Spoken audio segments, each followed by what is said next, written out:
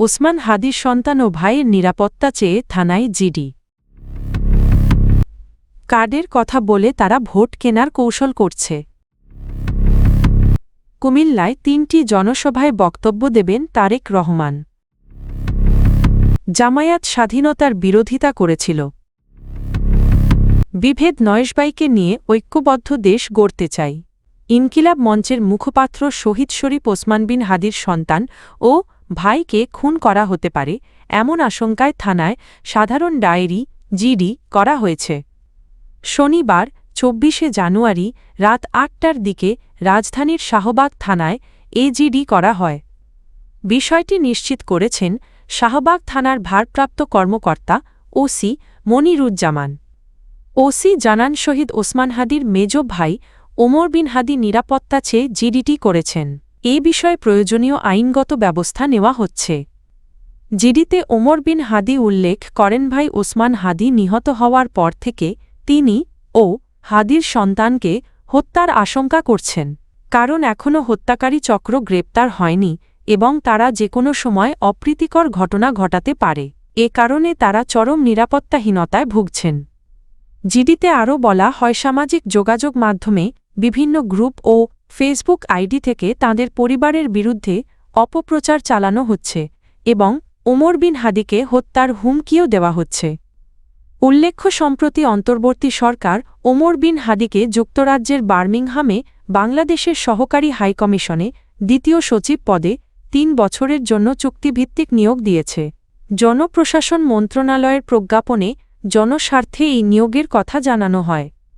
প্রসঙ্গত গত ১২ই ডিসেম্বর রাজধানীর পুরানা পল্টনের বক্স কালভার্ট সড়কে নির্বাচনী প্রচারণাকালে রিকশায় থাকা অবস্থায় দুর্বৃত্তদের গুলিতে গুরুতর আহত হন ওসমান হাদি।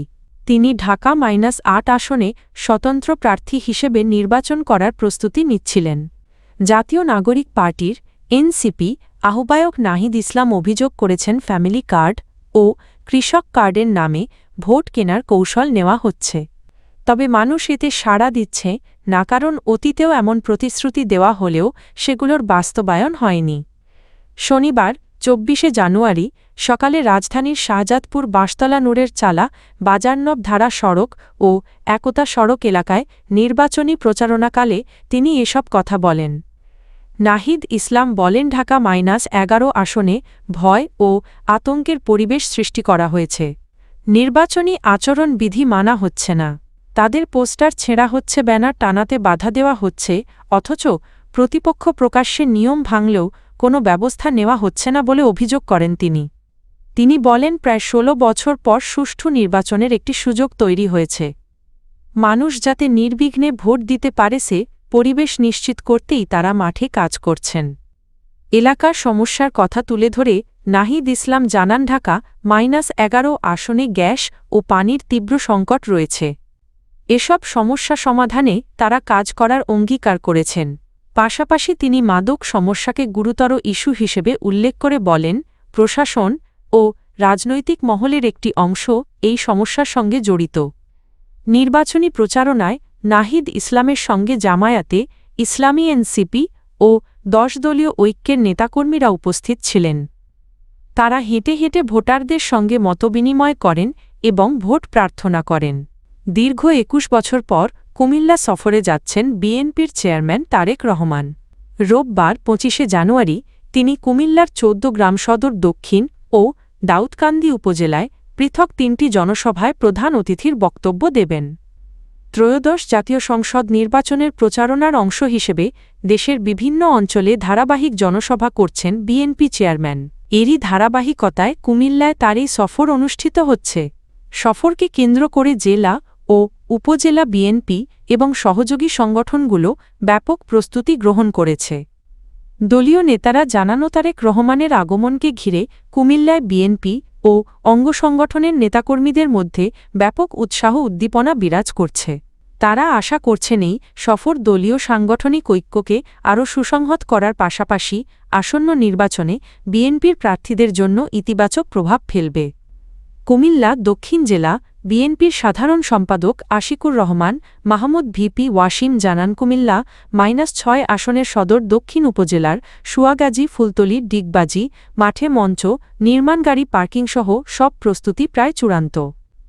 একই ধরনের প্রস্তুতি চলছে চৌদ্দগ্রাম ও দাউদকান্দিতেও। দলীয় সূত্র জানায় রোববার বিকেলে চট্টগ্রাম থেকে ফেরার পথে সন্ধ্যা 5:30টায় চৌদ্দগ্রাম হাইস্কুল মাঠে, সন্ধ্যা 7টায় সুয়াগাজী ফুলতলী ডিগবাজি মাঠে এবং সন্ধ্যা 7:30টায় দাউদকান্দি কেন্দ্রীয় ঈদগাহ মাঠে জনসভায় বক্তব্য দেবেন তারেক রহমান। এরপর নারায়ণগঞ্জ হয়ে ঢাকায় ফিরবেন তিনি। বিএনপি মহাসচিব মির্জা ফখরুল ইসলাম আলমগীর বলেছেন, পাকিস্তানের সঙ্গে আমাদের যুদ্ধ হয়েছিল, কিন্তু আমরা দেশ ছেড়ে যাইনি। যুদ্ধ করেই দেশ স্বাধীন করেছি। অথচ জামায়াতে ইসলামী স্বাধীনতার বিরোধিতা করেছিল। তারা লুটপাটে জড়িত ছিল, যার কারণে অনেক মানুষকে ঘরবাড়ি ছেড়ে চলে যেতে হয়েছিল। শনিবার 24শে জানুয়ারি দুপুরে ঠাকুরগাঁও সদর উপজেলার কান্দরপাড়া এলাকায় নির্বাচনী গণসংযোগে তিনি এসব কথা বলেন। মির্জা ফখরুল বলেন, আগে নির্বাচনে দুটি পক্ষ ছিল, নৌকা ও ধানের শীষ। এবার নৌকা নেই। রাজনৈতিক বাস্তবতায় নতুন একটি প্রতীক এসেছে, দাঁড়িপাল্লা। এখন প্রতিযোগিতা হচ্ছে ধানের শীষ ও দাঁড়িপাল্লার মধ্যে। ধানের শীষ একটি পরিচিত ও পরীক্ষিত প্রতীক। সংখ্যালঘু সম্প্রদায়ের উদ্দেশ্যে তিনি বলেন, হিন্দু ভাইবোনদের ভয় পাওয়ার কোনো কারণ নেই। আমরা সবাই একই দেশের নাগরিক। বিএনপি ক্ষমতায় এলে আপনাদের শান্তি ও নিরাপত্তা নিশ্চিত করা হবে। ধানের শীষে ভোট চেয়ে বিএনপি মহাসচিব বলেন, বিএনপি প্রতিশ্রুতি দিয়ে নয় কাজ দিয়ে রাজনীতি করে। ক্ষমতায় এলে ফ্যামিলি কার্ড চালু করা হবে, যা দিয়ে মা বোনেরা চাল ডালসহ নিত্য প্রয়োজনীয় পণ্য পাবেন এবং স্বাস্থ্য ও শিক্ষা সেবার সুবিধা পাবেন। কৃষকদের জন্য কৃষি কার্ডের মাধ্যমে ন্যায্যমূল্যে সার ও বীজ সরবরাহ করা হবে। পাশাপাশি 1 কোটি মানুষের কর্মসংস্থান সৃষ্টি এবং নারীদের জন্য আরও সুযোগ সুবিধা নিশ্চিত করা হবে। বাংলাদেশ জামায়াতে ইসলামীর আমির ডা. শফিকুর রহমান বলেছেন, জামায়াত রাষ্ট্র পরিচালনার সুযোগ পেলে এককভাবে নয়ব্রং জাতীয় ঐক্যের ভিত্তিতে সবাইকে নিয়ে দেশ পরিচালনা করবে। বিভেদ নয়ন্তর্ভুক্তিমূলক ও বৈষম্যহীন বাংলাদেশ গড়াই হবে জামায়াতের মূল লক্ষ্য। নতুন বাংলাদেশে আধিপত্যবাদ, দুর্নীতি ও চাঁদাবাজির কোনো স্থান থাকবে না।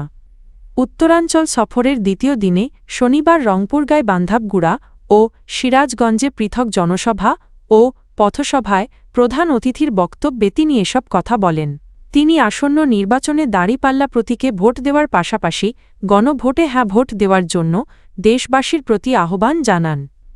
দিনের কর্মসূচির শুরুতে রংপুরের পীরগঞ্জ উপজেলার বাবনপুর গ্রামে বৈষম্য বিরোধী ছাত্র আন্দোলনের প্রথম শহীদ আবু সাঈদের কবর জিয়ারত করেন জামায়াত আমির এবং তার পরিবারের সঙ্গে সাক্ষাৎ করেন। সেখানে তিনি বলেন, শহীদ আবু সাঈদ ও তার সহযোদ্ধারা জীবন দিয়ে আমাদের জন্য একটি দায়িত্ব রেখে গেছেন। দুর্নীতি, সন্ত্রাস, ফ্যাসিবাদ ও আধিপত্যবাদমুক্ত মানবিক বাংলাদেশ গড়াই ছিল তাদের স্বপ্ন। যুবকদের উদ্দেশ্যে তিনি বলেন, আমরা সমাজের নেতৃত্ব যুবকদের হাতে তুলে দেব। তোমাদের ভোট নিয়ে যেন কেউ হেলাফেলা করতে না পারে, সে জন্য প্রয়োজনে আবার লড়াই করতে হবে।